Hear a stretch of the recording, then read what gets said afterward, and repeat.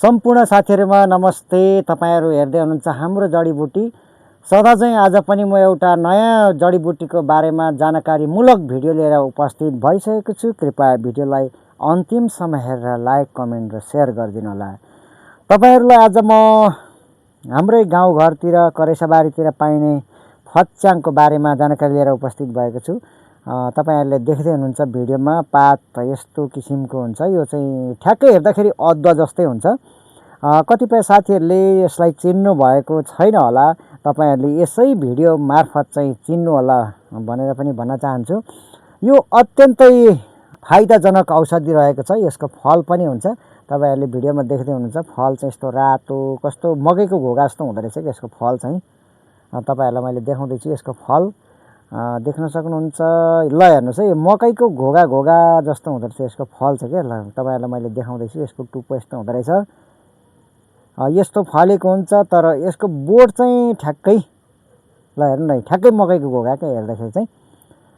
तर यसको बोट चाहिँ अदुवाको जस्तो हुँदो रहेछ के ठ्याक्कै। तर अदुवाको भन्दा ठुलो ठुलो पात पनि यसको डन्ठी पनि ठ्याक्कै अदुवा। तर यस्तो यो घोगा फल्दो रहेछ यो चाहिँ। अदुवाको चाहिँ तल गाना फल्छ हैन, तर यसको चाहिँ माथि पनि फल्दो रहेछ। यो फलेको हो कि या फूल के हो यसको हैन, बीज के हुन्छ होला यसको सायद हुन सक्छ।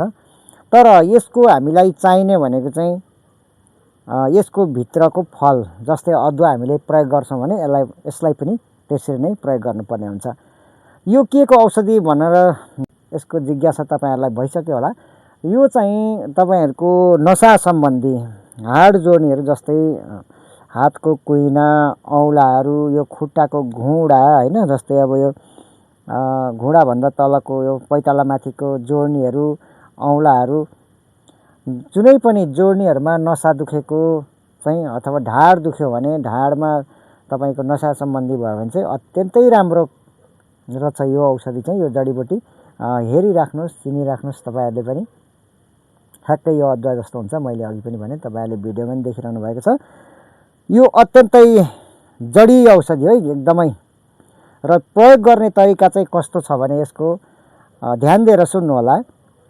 यसको तपाईहरुले गानालाई खन्नुस्, यसको तरुललाई हैन, अदुवा जस्तै खनेर तपाईहरुले चाहिँ निकाल्नु पर्ने हुन्छ। निकालेर कुनै पनि मिक्सचर वा सिलौटामा मजासँगले यसलाई मसिनो हुने गरी 1 चिया गिलास पानी लगाएर चाहिँ तपाईहरुले किच्याउनु पर्ने हुन्छ, कुट्नु पर्ने हुन्छ।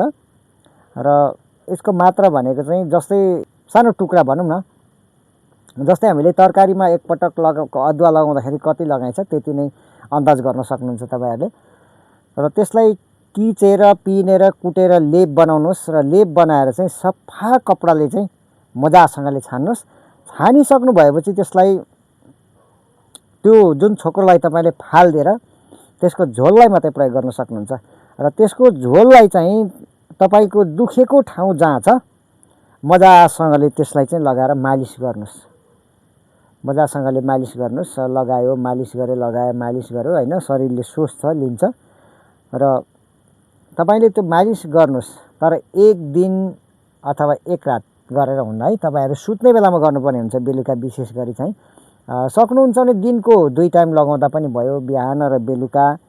बिहान उठ्नुभन्दा अगाडि र बेलुका सुत्नुभन्दा अगाडि लगाउँदा नि भयो। तर तपाईहरुको काम धेरै छ, फुर्सद छैन भने चाहिँ तपाईहरुले बेलुका 1 समय अथवा 1 टाइम मात्रै पनि सुत्ने बेलामा प्रयोग गर्न सक्नुहुन्छ। यसलाई ल मैले तपाईलाई भिडियोमा देखाउँदै छु। पातहरु पनि यस्तो हुन्छ है, ठ्याक्कै अदुवा नै हुन्छ के हेर्दाखेरि चाहिँ। र तपाईहरुले 1 टाइम मात्र पनि प्रयोग गर्न सक्नुहुन्छ।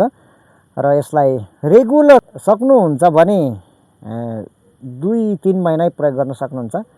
तर तपाईलाई नतिजा भनेको चाहिँ 10 देखि 15 दिन भित्रै आइहाल्छ। सन्चो हुन्छ। र सन्चो पनि यस्तो सन्चो कि तपाईलाई कहिले नफर्किने गरी सन्चो हुन्छ के। र यसको गुण त्यस्तो छ। अत्यन्तै बहुमूल्य जडीबुटी रहेको छ यो। चिनिराख्नुस्, जानिराख्नुस्। तपाईहरुको गाउँतिर यसलाई कुन नामले चाहिँ चिनिन्छ तपाईहरुले कमेन्ट गर्नु होला कृपया। हाम्रोतिर चाहिँ यसलाई फच्याङ भनेर चिनिन्छ। र नसा सम्बन्धी चाहिँ अत्यन्तै विशेष हो यो। तर यसलाई तपाईहरुले खानु भने चाहिँ हुँदैन है। फेरि खानु होला, ल यो त अदुवा जस्तो छ यार, यो त खानु होला भनेर चाहिँ तपाईले नखानु होला। किनकि यसको बास्ना अत्यन्तै नमिठो हुन्छ। किनकि यो औषधि हो। जस्तै यो औषधि भन्ने चिज कहिले पनि मिठो हुँदैन क्या। त्यही भएर तपाईँहरूले विचार गर्नु होला, यसलाई खानु चाहिँ नखानु होला। तर तपाईँको जुन ठाउँमा दुखेको छ, दुखेको स्थानमा चाहिँ तपाईँले त्यो लेप बनाएर छानिएको झोललाई चाहिँ घस्ने हो। यति कुरा याद राख्नुहोस्।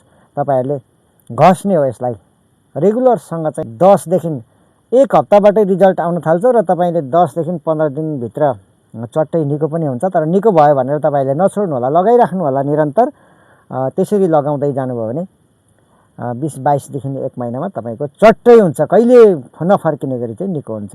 हवस् त, यति भन्दै म बिदा चाहन्छु। हाम्रो भेट अर्को भिडियोमा अवश्य हुनेछ। आजलाई चाहिँ बिदा चाहन्छु। हवस् त, धन्यवाद।